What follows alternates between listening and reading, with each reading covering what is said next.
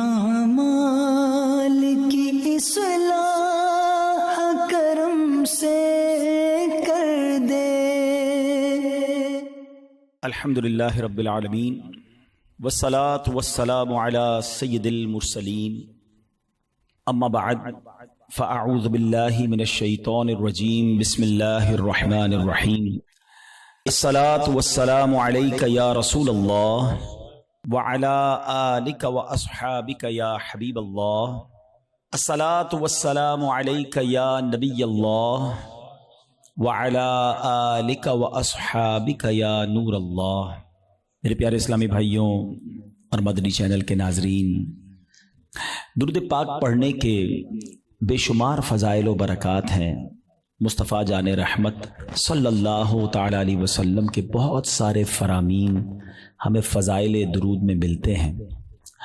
اگر میں آج آپ سے ایک ریکویسٹ کروں یا ایک بات کہوں کہ جناب یہ بتائیے کہ آپ مسلمان ہونے کی حیثیت سے اپنی زندگی میں کیا کیا خواہشات رکھتے ہیں؟ ایک مسلمان اپنی دنیا کیسی دیکھنا چاہتا ہے، اپنی آخرت کیسی دیکھنا چاہتا ہے؟ کبھی اکیلے میں بیٹھ کر لسٹ بنائیں کہ دنیا میں کیا چاہتا ہوں، موت کے وقت کیا چاہتا ہوں، قیامت کو کیا چاہتا ہوں۔ اور اب میں آپ کو کچھ مختلف حدیثوں کا، یوں سمجھیے کہ مجموعہ کہہ لیں، عطر کہہ لیں، اس کا خلاصہ کہہ لیں، میں پیش کرنے جا رہا ہوں کہ درود پاک پڑھنے والے کو کیا کیا ملتا ہے۔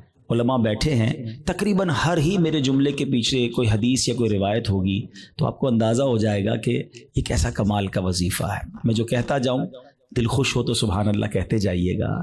اگر آپ چاہتے ہیں کہ آپ کی روزی میں برکت ہو تو درود پاک پڑھیے۔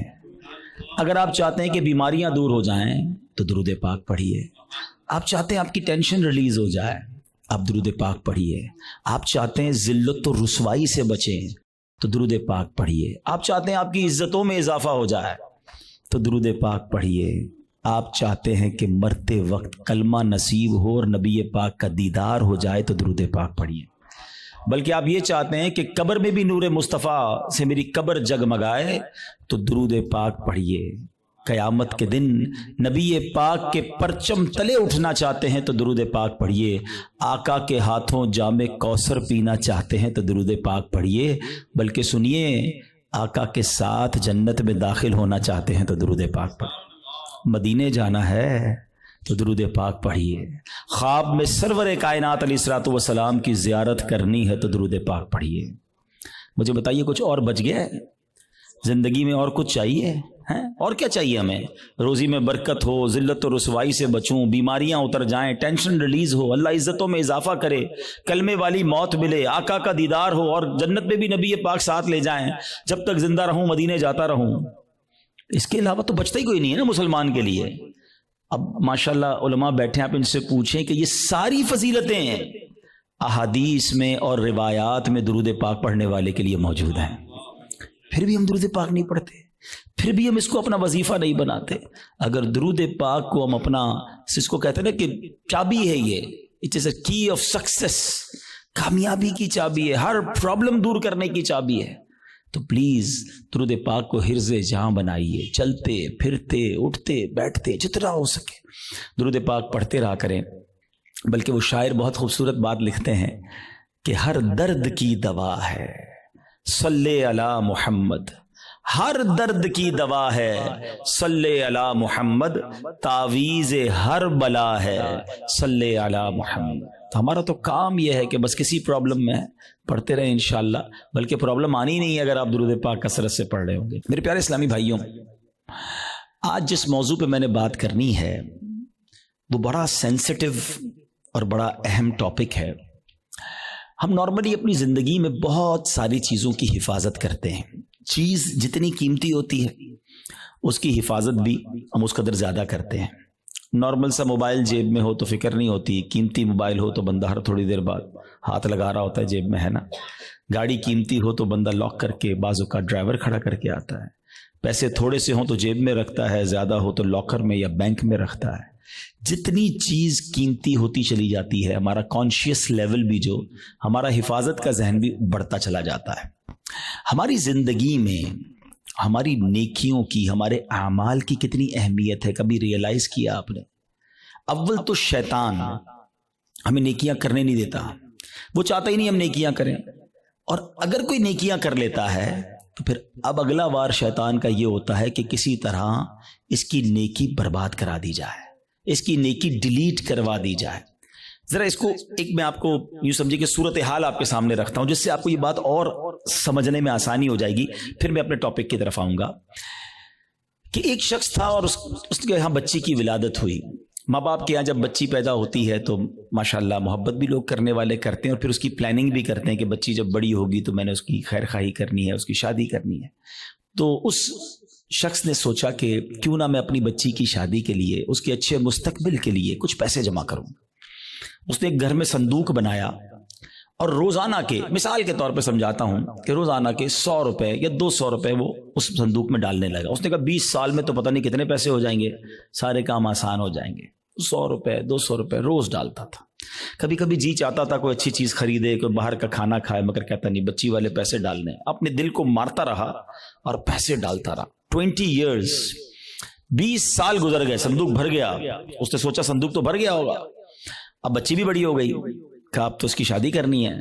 اور اب اس والد نے اس باکس کو کھولا، سارے گھر والوں کو جمع کیا کہ آؤ میری 20 سال کی جو جمع پونجی ہے آج اس کو مل کے کاؤنٹ کرتے ہیں، ہزاروں لاکھوں روپے ہوں گے۔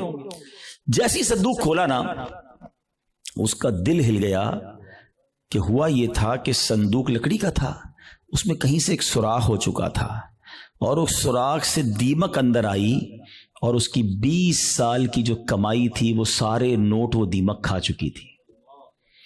مجھے صحیح بتائیں، اپنے آپ کو اس کی جگہ رہ کر سوچیں کہ جس نے 20 سال تک اپنے پیٹ کاٹ کر، اپنی خواہشوں کو مار کر اپنی بچی کے لیے پیسے جمع کیے، اور جب 20 سال بعد اس کو خرچ کرنے کا موقع آیا، اس کو تکلیف کتنی ہوئی ہوگی کہ یار سب ختم، اب میں کہاں سے لاؤں گا؟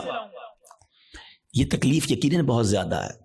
مگر میں آج جس ٹاپک پر بات کرنا چاہتا ہوں نا، دیکھیں 20 سال بعد بھی کسی سے پیسے تو ادھار لے سکتا ہے نا، دوبارہ کما سکتا ہے، کچھ نہ کچھ سولوشن کر سکتا ہے، مگر اس شخص کی مایوسی اور اس شخص کی تکلیف کا اندازہ کیجئے کہ جو شخص زندگی بھر نمازیں پڑھتا رہا، سردی میں اٹھ کے وضو کر کے نمازیں پڑھتا رہا، رمضان میں روزے رکھتا رہا، حج بھی کیے، زکاتیں بھی دی، بہت بار شیطان نے بہکانے کی کوشش کی، وہ لڑتا رہا شیطان سے کہ نہیں میں نے گناہ نہیں کرنے، اور جب اللہ کی بارگاہ میں قیامت کے دن پیش ہو تو اسے امید ہوگی کہ میرے پاس حج ہیں، عمرے ہیں، نمازیں ہیں، سجدے ہیں، تلاوت ہے، روزے ہیں، اور جب بارگاہ الہی میں اس کے نامہ اعمال کھولے جائیں اور اس کو کہا جائے کہ جاؤ تمہارے پاس کچھ بھی نہیں ہے، null and void, delete it, سوچئے اس دن اس کی شرمندگی، حسرت کا عالم کیا ہوگا؟ اس دن تو کوئی چانس بھی نہیں ہوگا نا کہ دوبارہ نیکیاں کر لے، ادھر تو دوبارہ کما سکتا ہے وہ شخص، مگر قیامت کے دن today is the time of action. Maula Ali فرماتے نا یہ وقت زندگی میں عمل کر سکتے ہو، قیامت کا دن عمل کا نہیں، جزا کا دن ہوگا، فیصلے کا دن ہوگا، تو اس دن تو آپ کو صرف فیصلہ ہی ہونا ہے۔ تو اب پہلے ریئلائز کر لیجئے کہ یہ کتنا بڑا معاملہ ہے کہ اگر میرے اعمال ہی برباد ہو گئے۔ اب ہو سکتا ہے کسی کے ذہن میں سوال آئے کہ جناب یہ کون سی بات کر رہے ہیں کہ اعمال کیسے برباد ہو سکتے ہیں؟ نمازیں پڑھی ہیں، روزے رکھے ہیں، کوشش کر کے یہ اعمال کیے۔ آج کے دور میں نیکی کرنا بھی آسان نہیں ہے، یہی تو میں سمجھانا چاہتا ہوں آج کے بیان میں کہ آج کے دور میں واقعی نیکی کرنا اتنا آسان نہیں ہے، لیکن آپ اتنی مشکل سے نیکی کر بھی رہے ہیں، مگر اس کو سنبھال رہے ہیں کہ نہیں؟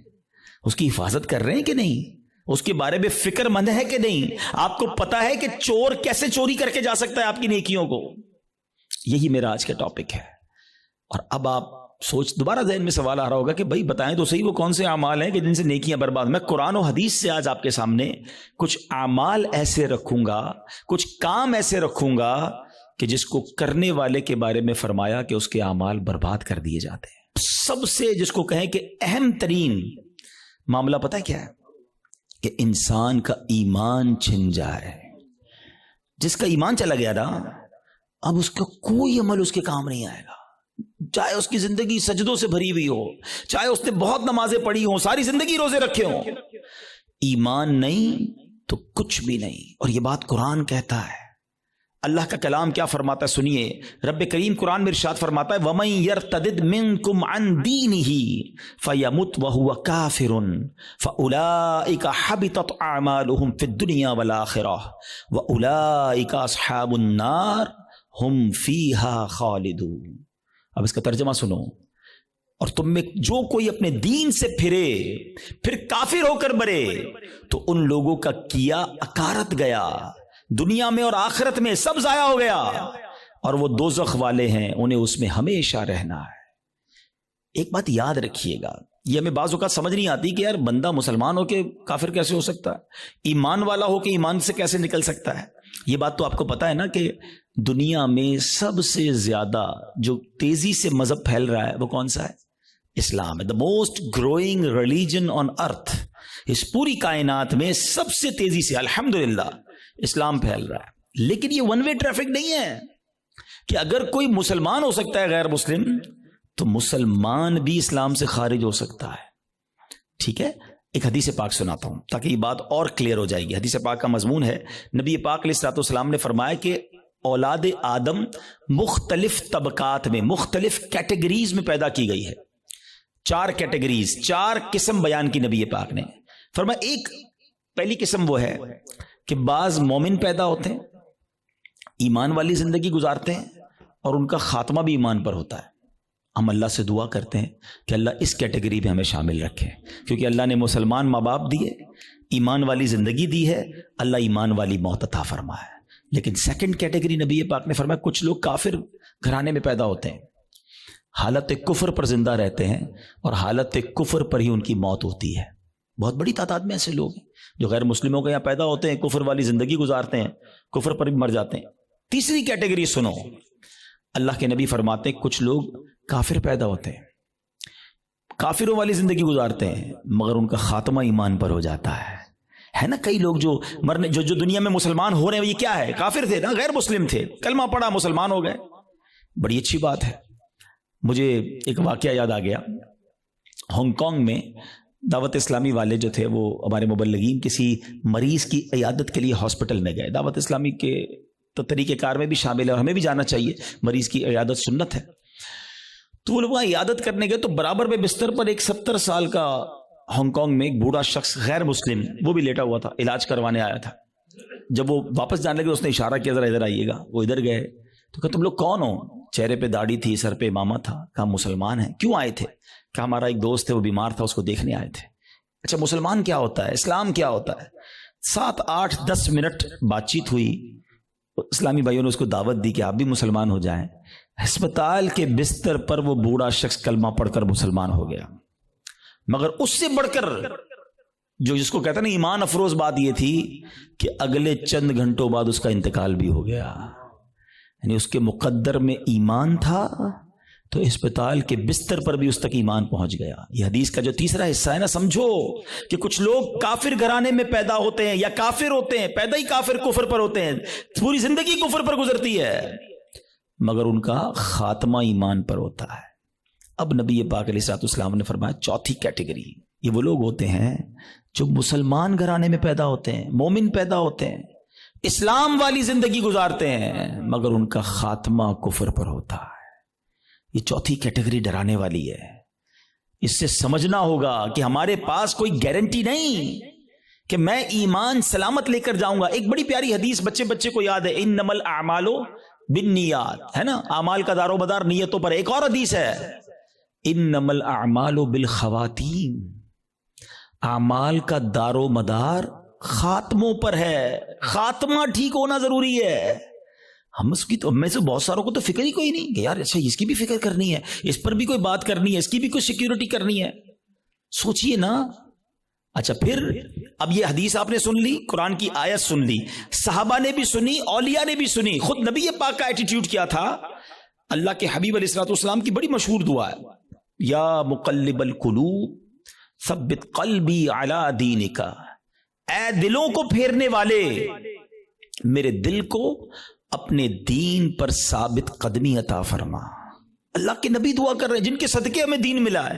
ہم تو نعت میں پڑھتے ہیں نا، تیرے صدقے میں آقا سارے جہاں کو دین ملا. وہ آقا دعا کر رہے ہیں کہ اے اللہ میرے دل کو تیرے دین پر ثابت قدمی عطا فرما.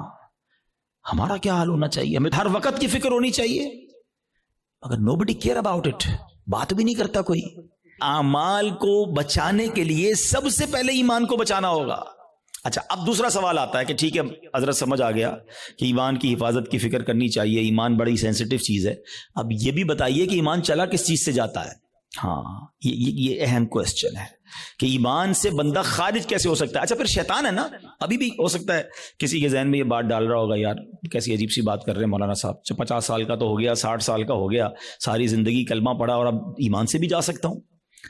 جناب یہ بات پہلے سمجھنی ہوگی. میں آپ سے ایک سوال کرتا ہوں، 70 سال کوئی بے ایمان رہا، غیر مسلم رہا، صدق کے دل سے کلمہ پاک پڑھے، مسلمان ہو جائے گا؟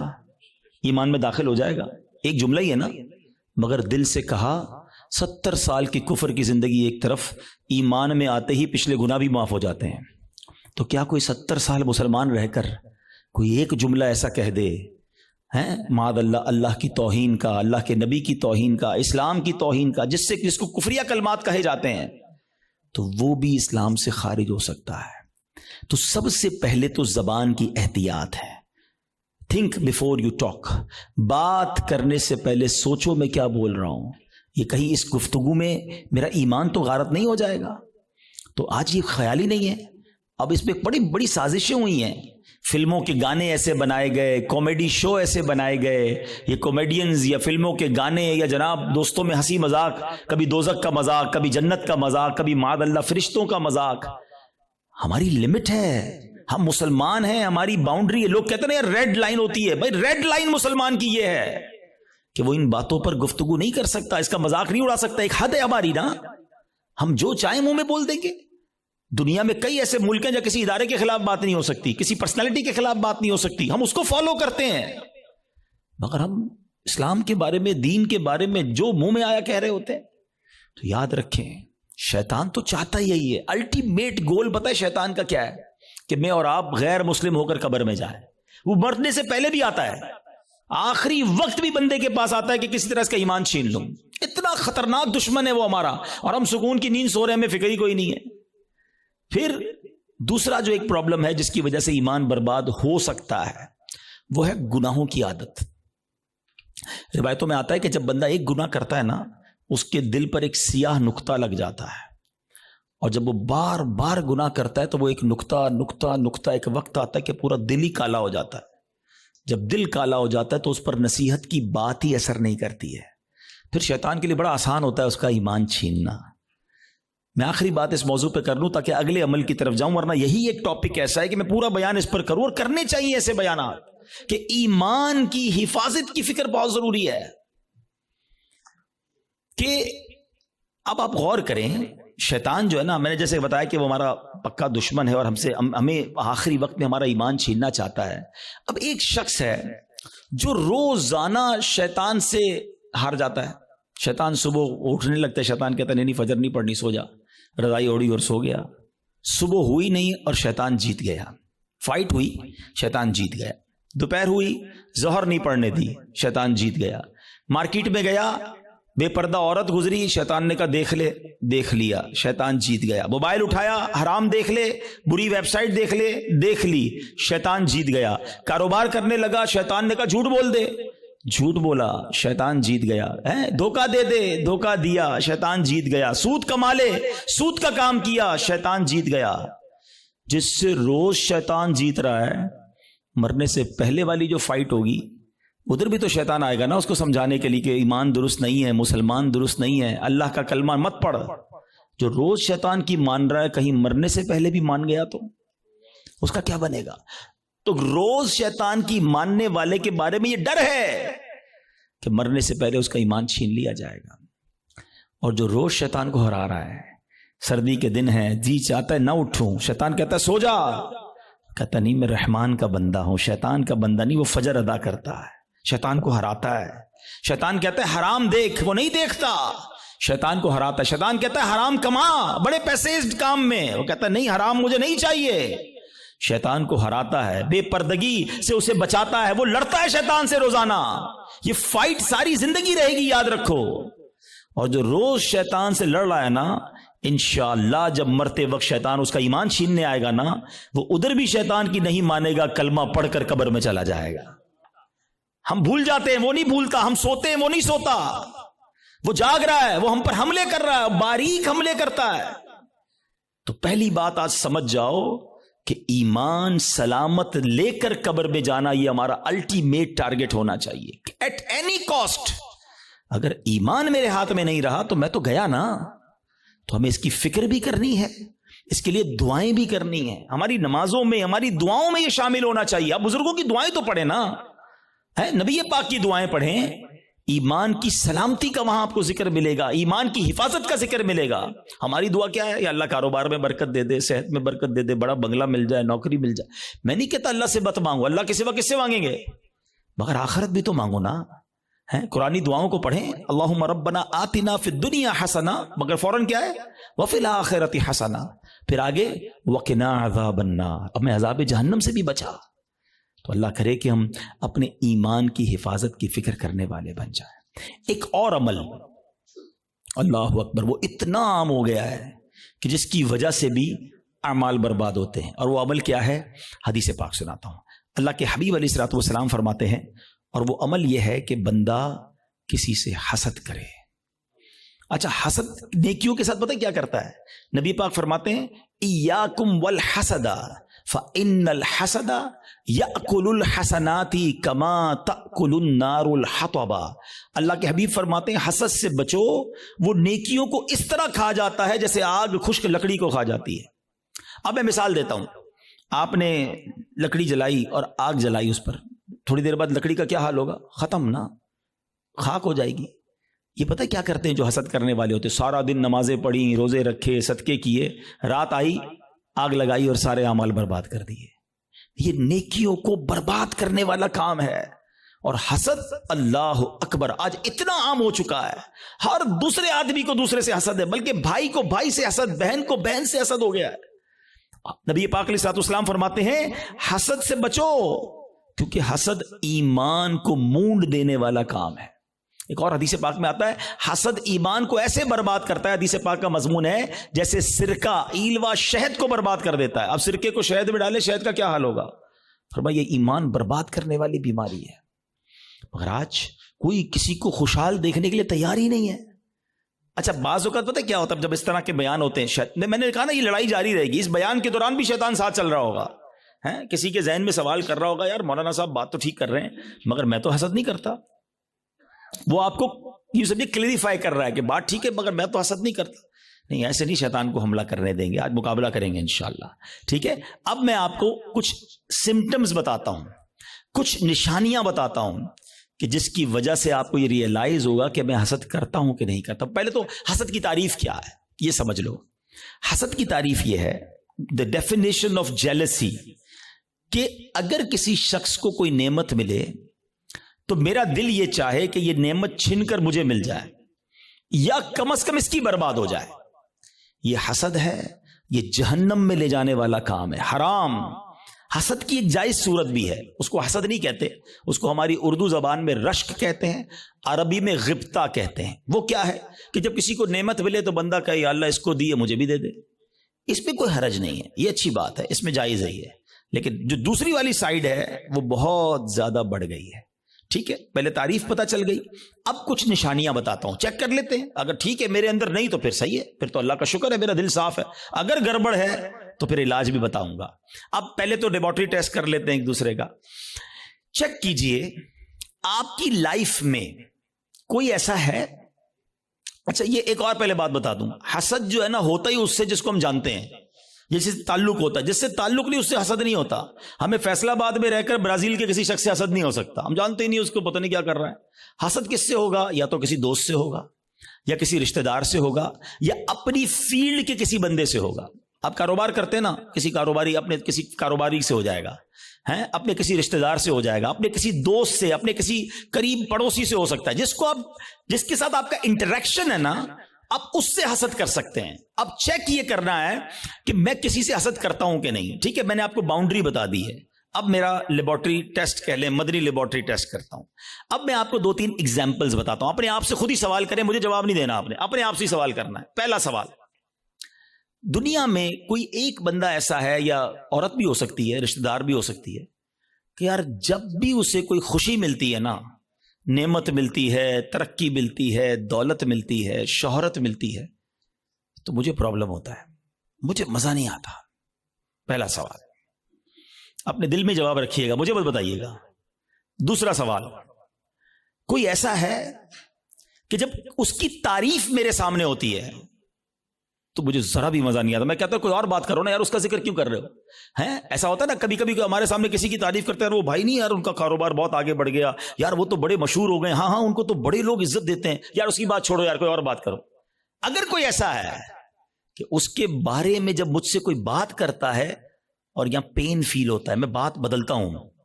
دس از دا سیکنڈ کوسچن. ٹھیک ہے, یہ دوسرا ٹیسٹ ہے.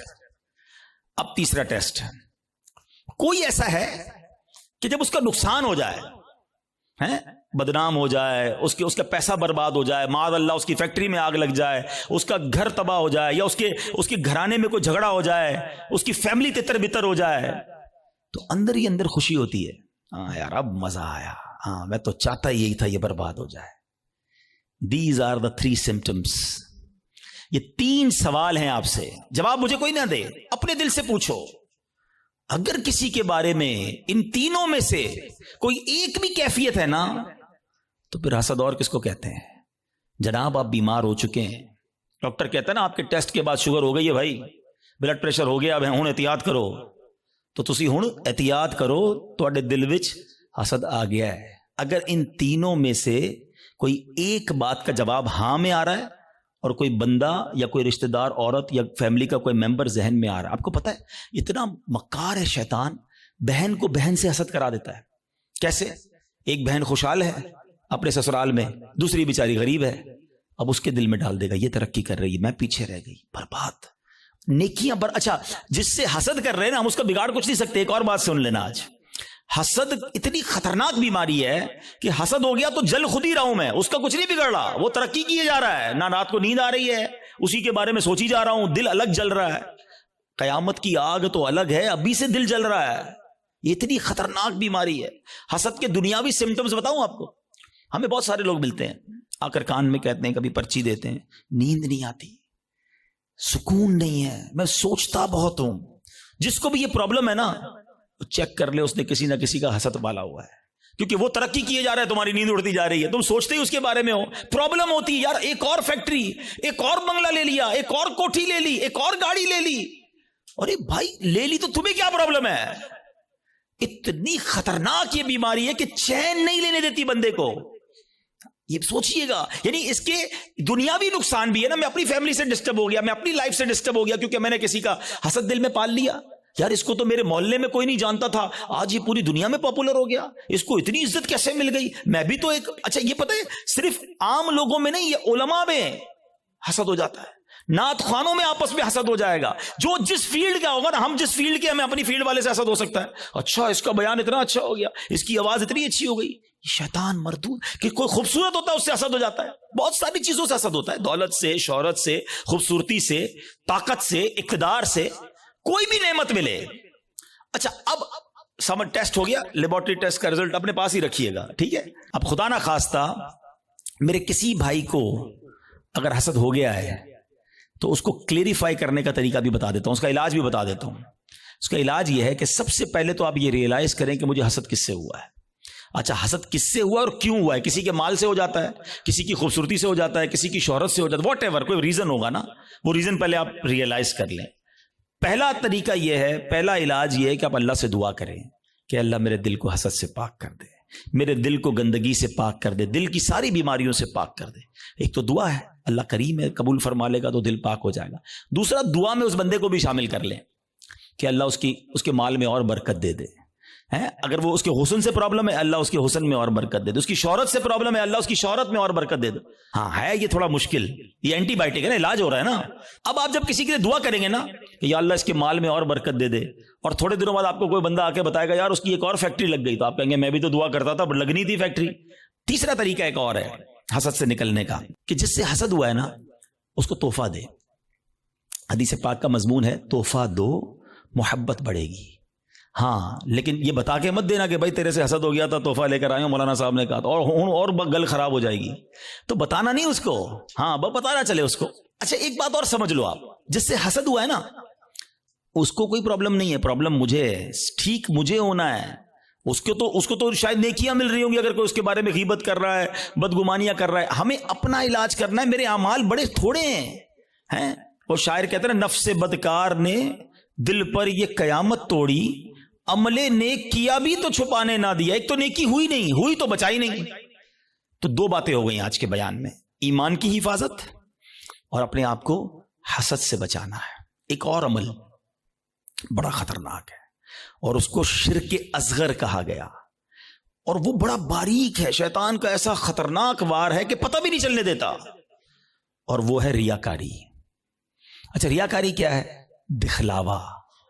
بندے کو بڑا جی چاہتا ہے یار میں نیکی کروں نا، پتا تو چلے میں نے کیا کیا ہے. یار کمال ہے، اتنا اتنا اتنا چندہ دیا اور کوئی اعلان ہی نہیں. اتنے اتنے سجدے کیے، پتہ ہی نہیں کسی کو کہ کمرے کے اندر جا کے کتنے نفل پڑھتا ہوں، تہجد پڑھتا ہوں. تو اب نیکی کر، پہلے تو مشہور تھا نیکی کر دریا میں ڈال، اب تو نیکی کر فیس بک پہ ڈال. ہر چیز سوشل میڈیا پہ ڈالنی ہے. تو یہ جو دل کی چاہت ہے نا اندر سے، یہ سمجھو یہ بڑا باریک وار ہے. اور احادیث میں ریاکاری کے بارے میں اس قدر شدید روایتیں ہیں کہ اللہ کے حبیب علیہ الصلوۃ والسلام فرماتے ہیں کہ جب لوگ اپنے اعمال لے کر آئیں گے نا اللہ کی بارگاہ میں، اگین وہی والی بات، باکس والی بات یاد ہے نا کہ باکس کھولا تو کچھ نہیں. ریاکار جب اللہ کی بارگاہ میں اعمال لے کر آئیں گے تو ریاکاروں سے کہا جائے گا ان کے پاس جاؤ جن کے لیے تم ریاکاری کرتے تھے، انہی سے جا کے اپنا اجر لے لو. اللہ فرمائے گا میرے پاس کچھ بھی نہیں ہے، لوگوں کو دکھانا تھا نا، جاؤ ان سے جا کے لے لو اجر. ہمارا کیا ہوگا اگر ہمارے روزے، ہمارے حج، ہمارے عمرے، ہمارے صدقے اگر یہ کہہ دیا گیا؟ اور یہ اتنا باریک وار ہے شیطان کا کہ پتہ بھی نہیں چلتا، کہیں نہ کہیں بہانے سے ہم سے وہ ریاکاری کراتا ہے. وہ مشہور حدیث آپ نے کئی بار سنی ہوگی کہ قیامت کے دن اللہ کی بارگاہ میں سب سے پہلے ایک شہید کا فیصلہ ہوگا. اس سے کہا جائے گا تو نے کیا کیا؟ اللہ فرمائے گا میں نے تجھے اتنی نعمتیں دی. وہ مانے گا یا اللہ ہاں مجھے نعمتیں ملی. حدیث کا خلاصہ ہے اللہ فرمائے گا تو نے کیا کیا؟ کہا یا اللہ میں نے تیری راہ میں جہاد کیا، لڑتے لڑتے شہید ہو گیا، جان دے دی تیری بارگاہ میں. یعنی آپ سوچو یار جان دینے سے بڑھ کر تو کچھ نہیں ہے نا. مگر اللہ کی طرف سے کیا ارشاد ہوگا؟ تو جھوٹا ہے، تو نے اس لیے یہ عمل کیا کہ تجھے بہادر کہا جائے، مجاہد کہا جائے، تجھے کہہ لیا گیا. اے فرشتوں اس کو جہنم میں ڈال دو. شہید جہنم میں. کیوں؟ نیت اللہ کی رضا کی نہیں تھی نا، شہرت کی تھی، لوگوں کو پتا چلے. اب اللہ کی بارگاہ میں ایک سخی لایا جائے گا. اے اللہ کی راہ میں خرچ کرنے والوں غور سے سنو. وہ سخی اللہ کی بارگاہ میں لایا جائے گا. اللہ فرمائے گا میں نے تجھے بہت مال دیا. کہے گا ہاں یا اللہ تو نے مال دیا مگر میں نے تیری راہ میں دل کھول کر خرچ کیا. میں خلاصہ کہہ رہا ہوں، میں نے تیری راہ میں دل کھول کر خرچ کیا. ارشاد ہوگا کہ تو جھوٹا ہے، تو نے اس لیے کیا کہ تجھے سخی کہہ لیا جائے. اے فرشتوں اس کو بھی اٹھا کر جہنم میں ڈال دو. دنیا میں سخی مشہور ہو گئے تھے نا، بس اب جہنم میں جاؤ. تیسرا قرآن کا قاری لایا جائے گا، علم سکھانے والا لایا جائے گا. اللہ کہے گا تجھے اتنی نعمتیں دی. وہ کہے گا ہاں مولا نعمتیں ملی، میں تو لوگوں کو علم پڑھاتا تھا، تیرا دین پڑھاتا تھا، قرآن پڑھاتا تھا. فرمایا تو جھوٹا ہے، تو نے اس لیے کیا کہ تجھے عالم کہا جائے، قاری کہا جائے. اے فرشتوں اس کو بھی اٹھا کر جہنم میں ڈال دو. کبھی بھی سیٹسفائی نہ ہوا کریں.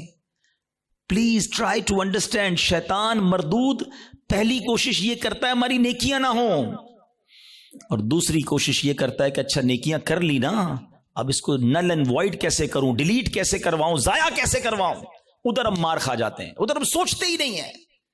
بڑا جی چاہتا ہے لوگوں کو پتا چلے اتنے حج کیے ہیں، اتنے عمرے کیے ہیں. ایکچولی ہماری تو روز لوگوں سے ملاقاتیں ہوتی ہیں نا، معذرت کے ساتھ کسی سے ملنے جاتے ہیں نا، سب جگہ نہیں لیکن کچھ جگہ ایسا ہوتا ہے کہ 15 منٹ کے اندر بندہ اپنی 15 سال کی نیکیاں گنواتا ہے کہ میں نے اتنے حج کیے ہیں، الحمدللہ ہر سال عمرے پہ جاتے ہیں، سرکار نے بڑا کرم کیا ہے، تہجد کی نماز کی بڑی پابندی ہے، تو رجب شعبان کے روزے بھی رکھتا ہوں، تو فلاں علاقے میں بھی ہم غریبوں کی مدد کرتے ہیں، تو فلاں بھی. بندہ کہے آئی صاحب کس نے پوچھا تھا یہ سب آپ سے؟ ہم نے تو طبیعت پوچھی تھی آپ کی، آپ نے طبیعت کے جواب میں پوری لسٹ نکال کے دے دی. اچھا اب ذرا میں چوٹ کرنے کے لیے کہہ رہا ہوں کہ جو بندہ 15 سال پرانا حج یاد رکھے ہوئے ہے، اس کو آج صبح جو جھوٹ بولا ہے وہ یاد ہے؟ تھوڑی دیر پہلے موبائل اٹھا کر حرام دیکھا وہ یاد ہے؟ آدھے گھنٹے پہلے غیبت کی تھی وہ یاد ہے، آج دن میں کئی گناہ ہوئے وہ یاد نہیں، اور 20 سال 25 سال پرانی نیکی یاد ہے جو بار بار لوگوں کو بتائی جا رہا ہوں۔ پوچھے یہ کیوں؟ دیکھیں مجھے بتانے سے مجھے تو کوئی نقصان نہیں ہوا، آپ کا کہیں لاس تو نہیں ہو گیا۔ انما الاعمال بالنیات، اللہ کی بارگاہ میں ہماری نیتیں کیا ہیں؟ ہم سوچیں، تہجد تو اکیلے میں پڑھتا ہے نا بندہ، لیکن کبھی ہم نے پڑھ لی تہجد، اب پیٹ میں درد ہو رہا ہے، سامنے والے کو کیسے بتاؤں کہ تہجد پڑھی ہے؟ بس یار آج بہت تھکا ہوا ہوں۔ خیریت کیوں تھکے ہوئے حاجی صاحب؟ تو الحمدللہ تہجد میں اٹھ جاتا ہوں نا۔ اچھا آپ تہجد بھی پڑھتے ہیں؟ اور ہن دل وچ ٹھنڈ پی گئی، اینو پتہ چل گیا اسی تہجد گزار نے، وہ نہیں بلو ٹک آتا ہے واٹس ایپ پہ میسج ریسیو، ہمیں لگتا ہے میری عبادت اس کو ریسیو ہو گئی، اور ساڈے دل وچ ٹھنڈ پی گئی، اور اللہ کے بندے ریسیو بھی ہو گئی، ادھر سے ڈیلیٹ بھی ہو گئی۔ کیوں بتانا ہے؟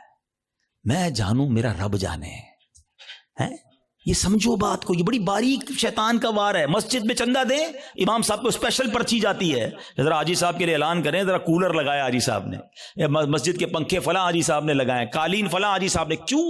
آپ قالین لگا دیں، رب ثواب دینے والا ہے۔ میں ہر کسی اچھا اب اگین میں دیکھیں ہر اپنے ٹاپک میں شیطان کا ایک وار بھی انکلوڈ کر رہا ہوں۔ ابھی شیطان پتہ ہے کیا وار کر رہا ہوگا؟ ہائے ہائے اتنا مردود ہے نا، یہ اس بیان میں بھی ہمیں کوئی اور بندہ یاد دلا رہا ہوگا، یہ عبدالحبیب بھائی صحیح کہہ رہے ہیں، یہ فلاں آدمی ہے نا مسجد میں اعلان کرواتا ہے، وہ فلاں آدمی ہے نا نیکیاں بڑی بتاتا ہے، وہ ہمیں کوئی اور یاد دلا رہا ہوگا، ہمیں اپنے بارے میں فیصلہ نہیں کرنے دے گا۔ ہمارے پاس کوئی پیرامیٹر نہیں ہے کہ ہم کسی کو ریاکار کہہ سکیں، کیونکہ اگر نیکی کوئی اعلانیہ اس لیے کر رہا ہے کہ لوگوں کو ترغیب ملے تو اس کو ثواب ہے۔ کیا ہے؟ انما الاعمال بالنیات، میں اپنے دل کو تو چیک کر لوں، ہم اپنے دل کو سب چیک کریں، رائٹ لیفٹ نہیں دیکھنا، کہ میں جب اعلان کرنے کی سوچتا ہوں، میں جب واٹس ایپ یا فیس بک پہ لگاتا ہوں، میں جب دوستوں کو بتاتا ہوں قرآن اتنا پڑھا، تلاوت اتنی کی، بس یار آج آفس پہ غریب بندہ آیا تھا بڑا پریشان تھا، میں نے تو یار اس کو فوراً 25,000 روپے دے دیے، یہ کس لیے کہا؟ اگر اچھی نیت ہے تو ٹھیک ہے، ورنہ ہم جانتے ہیں کہ سامنے والا کہ اچھا ماشاءاللہ یار اللہ آپ کو سلامت رکھے۔ پلیز شیطان کے وار کو سمجھو، میں نے آپ کے سامنے حدیث رکھی ہے کہ شہید جہنم میں جائے گا، وہ شہید جو جہاد کر رہا ہے مگر دکھاوے کے لیے کر رہا ہے، وہ سخی جہنم میں جائے گا جو کروڑوں لاکھوں روپے خرچ کر رہا ہے مگر دکھاوے کے ساتھ کر رہا ہے اللہ کے لیے۔ ایک چپتا ہوا سوال کر کے اگلے ٹاپک کی طرف جاتا ہوں، اپنے آپ سے میں بھی سوال کرتا ہوں، میں خود اپنے آپ سے بھی سوال کرتا ہوں، میرے اور آپ کے پاس ایسی کتنی نیکیاں ہیں جو فقط میں جانوں اور میرا رب جانے؟ کبھی اکیلے میں سوال کرنا اپنے آپ سے کہ کسی کو نہیں پتا، دنیا میں کسی کو نہیں پتا، بس میں جانوں میرا رب جانے۔ ثواب تو اس سے ہی لینا ہے نا، جنت میں تو اسی نے مجھے داخل کرنا ہے اپنے کرم سے، میں کیوں دنیا والوں کو بتاؤں؟ اچھا پھر اخلاص، ریاکاری کے اگینسٹ کیا ہے؟ اخلاص۔ اخلاص کی تعریف پتہ ہے کیا ہے؟ آئے ہائے ہائے، علماء بھی کمال کرتے ہیں، ایک جملے وچ گلی مکا دیتے ہیں، کہتے اخلاص کی تعریف یہ ہے جس طرح تم اپنے گناہوں کو چھپاتے ہو نا، اس طرح اپنی نیکیوں کو چھپاؤ۔ ہم میں سے کوئی چاہتا ہے میری خطائیں پتہ چلیں کہ میں نے کل کیا گناہ کیا، پرسوں کیا کیا؟ نہیں نہیں نہیں، کسی کو میری خطا نہیں پتہ چلنی چاہیے، ہم چھپاتے ہیں، مگر نیکیاں سب کو پتہ چلنی چاہیے۔ سمجھو اس وار کو شیطان کے۔ تیسرا عمل میں نے بتا دیا آپ کو، ریاکاری۔ چوتھا عمل جو اس سے ملتا جلتا ہی ہے، وہ بھی اعمال برباد کرنے والا عمل ہے، اور وہ ہے خود پسندی۔ انسان جو ہے نا اپنے اندر اپنے آپ کو بہت کچھ سمجھنے لگتا ہے، حدیث پاک میں آتا ہے خود پسندی 70 سال کے عمل کو برباد کر دیتی ہے۔ آئے ہائے، میں 70 سال نمازیں پڑھوں، 70 سال روزے رکھوں، صدقے خیرات کروں، اور ایک خود پسندی میرے سارے اعمال برباد کر دے۔ ایک بزرگ کے بارے میں آتا ہے، اپنے بچے کے ساتھ کہیں سفر پر جا رہے تھے، تو جب سفر پر جا رہے تھے تو سرائے خانہ آیا، رات کو سو گئے قافلے والوں کے ساتھ۔ باپ بیٹے اٹھے اور تہجد کی نماز پڑھی۔ جب تہجد پڑھی نا تو بیٹے نے ابو کو کہا، ابو یہ کیسے لوگ ہیں، سارے سوئے ہوئے ہیں، کوئی بھی نہیں اٹھا تہجد کے لیے۔ تو والد نے بیٹے کو بڑا کمال کا جواب دیا کہ بیٹا تو بھی سویا رہتا تو اچھا ہی تھا۔ سمجھائی بات؟ یہ جملہ بڑا کمال کا ہے۔ آپ تہجد پڑھ کر دوسروں کو حقیر سمجھنے لگے نا، اور اپنے آپ کو میں نے تہجد پڑھی، دیکھو یار یہ سب سو رہے ہیں۔ یہی تو خود پسندی ہے کہ اپنے آپ کو کچھ سمجھ رہے ہیں، اس کا اپنا ہی کمال سمجھ رہے ہیں، اللہ کی عطا نہیں سمجھ رہے اسے۔ خود پسندی نہیں آنی چاہیے۔ 70 سال کے عمل برباد کرنے والا میں نے عمل آپ کے سامنے رکھا ہے۔ اب میں آخری بات ایسے بہت سارے اعمال ہیں، لیکن ظاہر ایک بیان میں سارے تو نہیں ڈسکس کر سکوں گا نا. میں کوشش کروں گا یا کوشش کر رہا ہوں کہ وہ اعمال زیادہ ڈسکس کروں جو بہت زیادہ پینیٹریٹ کر گئے، وہ ہمارے درمیان آ چکے ہیں اور ہماری نیکیاں برباد ہو رہی ہیں اس سے. Try to understand, try to secure your good deeds. اچھے اعمال کو بچانے کی فکر کرو نا، ہے ہی تھوڑے اور وہ بھی برباد ہو گئے تو بنے گا کیا میرا. اور اب وہ کیا ہے؟ وہ قرآن کہتا ہے، وہ کیا ہے؟ قرآن کہتا ہے یا ایھا الذین آمنوا لا تبطلوا صدقاتکم بالمن والاذی. اے ایمان والو، اپنے صدقے باطل نہ کرو احسان جتا کر اور تکلیف دے کر. یہ بھی بہت بڑا مسئلہ ہے. اول تو کسی کے ساتھ بھلائی کرنی نہیں ہے، اور بھلائی کر لی اب ساری زندگی اسے احسان جتانا ہے. یاد ہے نا میں نے نوکری دلائی تھی، بھول تو نہیں گیا؟ چپل پہن کر آیا تھا میرے پاس، اب گاڑی والا ہو گیا، بھول تو نہیں گیا میرا احسان؟ تیری بہن کی شادی تھی، میں نے اس کا جہیز دلوایا تھا، بڑا آدمی ہو گیا لیکن یاد ہے نا میں نے تیرے کو لون دلوایا تھا. توبہ توبہ توبہ. سوچو کبھی زندگی میں احسان جتانے والے مت بننا. میری اور آپ کی اوقات کیا ہے؟ اگر میں نے کسی کے ساتھ بھلا کیا، میں نے اللہ کی راہ میں خرچ کیا تو یہ رب نے دیا نا. میں خدا کی قسم کئی بار یہ بیانات میں جملہ کہا ہے کہ یار جب بھی اللہ کی راہ میں دو نا، کسی غریب کی مدد کرو، کسی صدقے کی جگہ پر دو، مسجد میں دو، واٹ ایور، اللہ کی راہ میں خرچ کر کے اللہ کی بارگاہ میں ایک سجدہ بھی کیا کرو. اللہ تیری مہربانی، تو نے دینے والا بنایا، مجھے مانگنے والا نہیں بنایا ہے. آج میرا کوئی ملازم، میرا کوئی غریب رشتہ دار میرے دروازے پر آ کر کہے کہ بھائی جان میری بچی کی شادی ہے اور مجھے فرنیچر چاہیے، ہم احسان جتائیں گے؟ سوچو میں بھی کسی کے دروازے پر کھڑا ہو سکتا تھا، مجھے آج اللہ نے دیا ہے نا، اگر نہ دیا ہوتا تو میں بھی اپنی بچی کی شادی کے لیے کسی کے دروازے پر کھڑا ہوتا، میں بھی کسی دوست کے پاس جاتا کہ ماں ہاسپٹل میں اور علاج کے پیسے نہیں ہیں. یہ صرف میرے رب کی مہربانی ہے کہ لوگ میرے پاس آ رہے ہیں اور میں انہیں دے کر جتاؤں گا. نہ کرو ایسا. اللہ کے لیے مدد کیا کرو، اللہ کا شکر بھی ادا کیا کرو. یہ سارا صدقہ ضائع ہو جائے گا. آپ مسجد میں دے کر، مدرسے میں دے کر، دینی کاموں میں دے کر رسید بھی لے لیں، مگر رسید تو رہ جائے گی، ثواب چلا گیا اگر آپ کی نیت دکھاوے کی ہے، آپ کی نیت اللہ کی رضا کی نہیں ہے. یہ صدقے باطل ہو جائیں گے. قرآن کہتا ہے نا. میں جب بھی یہ بات بیان کرتا ہوں مجھے ایک واقعہ یاد آ جاتا ہے کہ ایک بار میں بزنس مین ہے ان کے گھر گیا، کافی بڑا ان کا بنگلو ہے. ہم بیٹھے تھے تو ان کا ملازم چائے لے کر آیا. جیسی ملازم آیا نا چائے لے کر، تو اس شخص نے پتہ کیا کیا؟ کہتا ہے یہ میرا ملازم ہے، میں نے اس کو گھر بنا کے دیا ہے، اس کی بچی کی شادی کرائی ہے. آپ یقین کریں میں اتنا اندر ہی اندر شرمندہ ہو گیا کہ یار یہ کیوں یہ باتیں مجھے بتا رہا ہے، اس بندے کا کیا حال ہو رہا ہوگا، اور وہ ملازم دل ہی دل میں کتنا رو رہا ہوگا کہ یار صاحب نے ایک بار میری مدد کی ہے، ہر مہمان کو سناتے ہیں. یہ کیوں کرتے ہیں ہم؟ آپ نے کر دیا ٹھیک ہے، آپ دوسروں کو بتا کر اسے ذلیل کریں گے. یہی تو قرآن کہہ رہا ہے کہ اے ایمان والو اپنے صدقے باطل نہ کرو، احسان جتا کر، ایذا پہنچا کر. ہم تکلیف پہنچاتے ہیں بعض اوقات، مدد بھی کرتے ہیں اور اس کو اتنے تانے دیتے ہیں کہ وہ بیچارہ شرم سے پانی ہو جاتا ہے، غریب ہے، کر کچھ نہیں سکتا. یہ کبھی بھی اپنے اندر عادت نہیں ہونی چاہیے. بلکہ سچی بات بتاؤں، ہمیں تو یہ بھی نہیں امید ہونی چاہیے کہ یار میں کسی کو صدقہ دوں تو یہ میرے لیے دعا کرے، میرا نام لے کے دعا. ہم پتہ ہے کہ عمرے پہ بھیجتے ہیں کسی کو، جاؤ عمرے پہ جانا، ہر چکر میں میرے لیے دعا کرنا. ہم تو ساتھ فیس بھی رکھتے ہیں، اتنے عمرے کرنا، امی کے نام پہ کرنا، ابا کے نام. اور یار آپ کچھ بھی نہ بولو اس کو، وہ جا رہا ہے قدم قدم پر ثواب آپ کو مل رہا ہے. آپ کو بولنے کی ضرورت کیا؟ میرا رب سب جانتا ہے نا. اللہ جانتا ہے کہ نیت کدھر کی ہے. حضرت عائشہ صدیقہ رضی اللہ تعالیٰ عنہا، حضرت ام سلمہ رضی اللہ تعالیٰ عنہا، امہات المومنین ہے نا، کیا شاندار انداز ہوتا تھا. آپ اپنے غلام کو پیسے دیتی، فرماتی جاؤ کسی غریب کو دے آؤ، اور دیکھو غریب سے ہمارے لیے دعا نہ کرانا، اور اگر وہ ہمارے لیے کوئی دعا کر دینا تو وہ دعا نوٹ کر کے آنا. اب مثال کے طور پہ وہ غریب کو جا کے پیسے دیتے، غریب دعا کرتا کہ یا اللہ ان کی خیر ہو، رزق میں برکت ہو، وہ دعائیں لکھ کر لاتے. اور حضرت ام سلمہ اور بی بی عائشہ ہاتھ اٹھا کر اس فقیر کے لیے وہی دعائیں کیا کرتی جو انہوں نے ان کے لیے کی تھی، اور فرماتی دعا کا بدلہ دعا ہو جائے، اجر اللہ سے لینا ہے. سبحان اللہ، کیا انداز ہے. صدقہ کریں، اللہ کی راہ میں خرچ کرو، مگر ایسے کرو کہ دائیں ہاتھ سے خرچ کرو، بائیں ہاتھ کو پتہ نہ چلے. وہی سوال اگین، ایسے کتنے اعمال ہیں میرے اور آپ کے پاس کہ میں جانوں اور میرا رب جانے. ہاں یقیناً کچھ نیکیاں ایسی ہوتی ہیں جو کھل کے کرنی چاہیے اور اس نیت سے کرنی چاہیے کہ لوگ کریں، لیکن دل کی کیفیت اپنے آپ سے پوچھ لیں.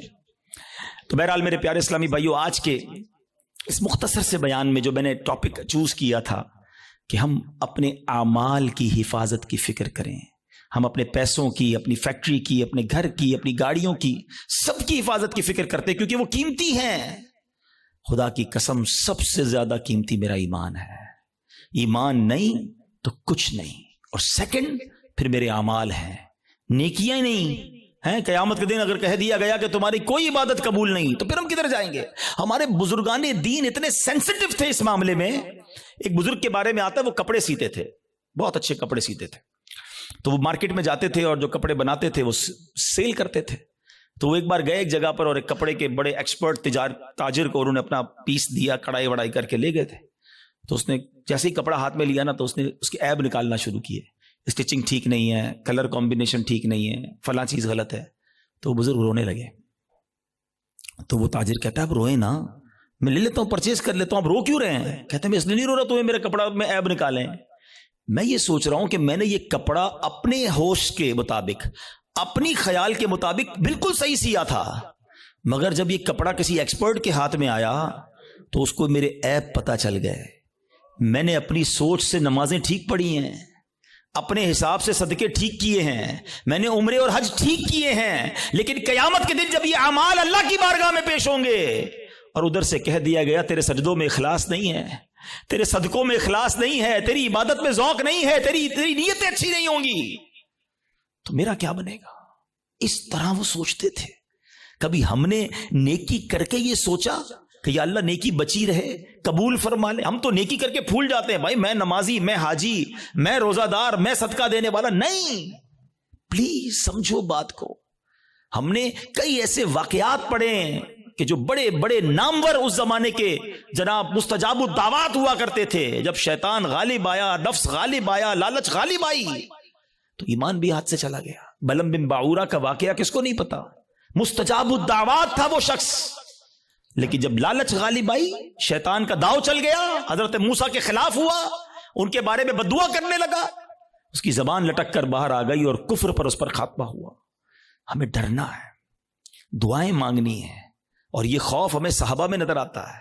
ہاں، سیدنا ابو بکر صدیق، حضرت عثمان غنی، حضرت مولا علی، بی بی فاطمہ، بی بی عائشہ رضی اللہ عنہ، ان کے واقعات تو پڑھیں۔ یہ تنکا اٹھا کر کہا کرتے تھے کاش میں تنکا ہوتا انسان نہ ہوتا۔